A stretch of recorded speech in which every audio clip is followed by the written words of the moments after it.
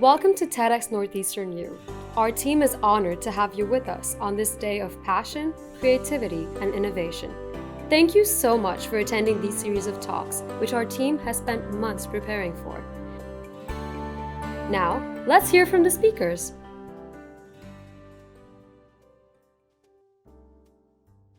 My name is William Cutler. Dan Redwood.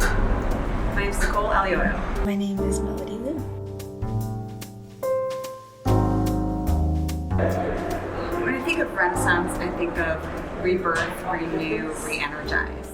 I believe that we're undergoing a rebirth right now with AI. And that's going to change how we treat art and how we do art from here on out.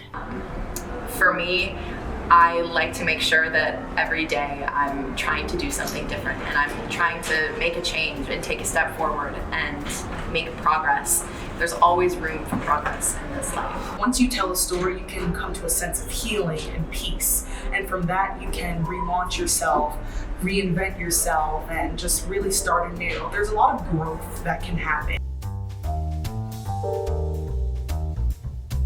I've had these ideas for this particular talk sort of swirling around in my head for at least a few years, and I saw this as an opportunity for myself to just both crystallize them and then package them in a way that would actually get these ideas that I think are really helpful in a way that could potentially help a lot of people.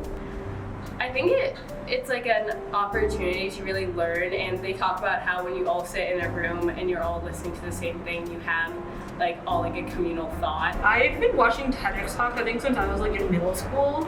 So like for me, they've always been kind of a point where they're educational, but they're also interesting. And I mean with like Barbie, America Ferrera's TED Talk went like really viral. So it's cool to see the impact that like one person can have and how they can shape so many people's minds. I've had this dream of speaking at a TEDx conference ever since I was a senior in high school. I knew that this would be an opportunity for me to share my story, explain kind of what I went through, and be able to advocate for these kids to make sure that it never happens again. I have had quite my time with TEDx Talks. I saw a lot of them, and specifically I just liked how they felt more personal than a normal TED Talk would. That required a lot of cutting and saying goodbye to ideas that I really liked. Just revising and finding my own voice, owning my truth, and unapologetically telling that story was Paring it down to get just at the essence was a challenge, but I feel like with the guidance of the TEDx team, it's going to be a great talk. I think the preparation was pretty straightforward. We started with a draft of the script. I had slides alongside that. There are a lot of details and facts that I wanted to mention, but that I'm gonna have to leave out because otherwise it would be over 15 minutes. So my speaker coach is Amelia Willman, and she's a wonderful speaker coach who did a TEDx talk previously on fast fashion.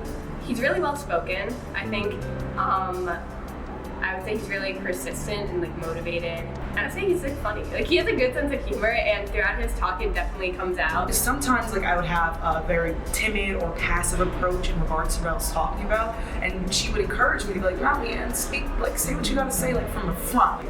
Acceptance of people, how they are, and a broader perspective of looking at things, like not assuming, and even if someone is coming from, like she always tries to see where they're coming from.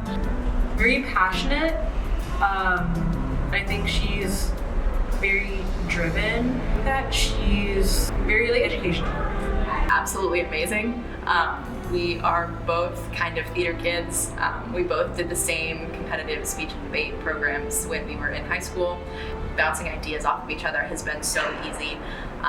Even early on in the process when I was still kind of making changes and edits, and she gave me her honest opinion, and it really, really helped get the talk to where it is today.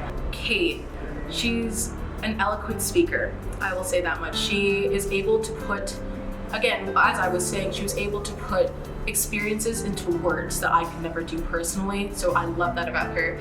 Additionally, I would say she's just she's so kind, to put it in simply. Like, I always look forward to meeting her every week, and I think it's so much fun. Yeah, Anish has been super helpful in doing peer reviews. He goes into my script every time I have a new iteration and gives me advice on how to word things, on how things come off, so it can be more cohesive. I would say her number one would be research. She has done a lot of research on this topic, and she is drawing upon a lot of different facts. Number two would be her talents, and number three would be her time management. So I think she's completing all her work on time.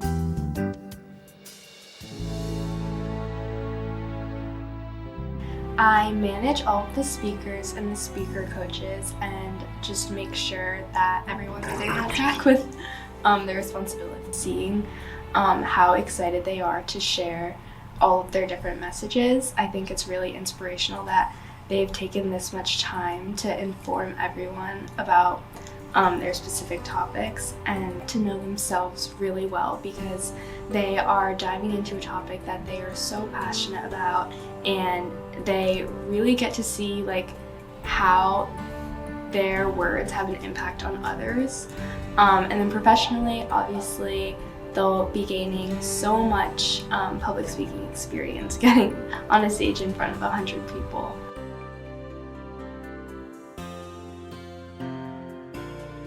I hope that listeners leave this talk with a feeling of hope that productive political discussions are possible, tools to be able to think critically about, especially fact-based claims.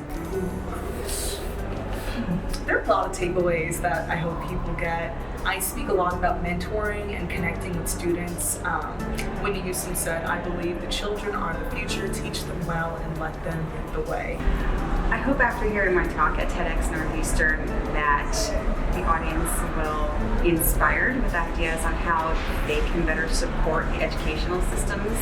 Can feel comfortable enough to have conversations about grief and death and loss and all the hard stuff in life, and not be afraid of it and not want to kind of close their eyes and ears to it. The debate over AI art seems very black and white, but in reality, we're all kind of working towards the same goal. We all want to empower creativity. We're just coming from two different places, but we can meet in the middle. We hope you have a great time and enjoy the talks.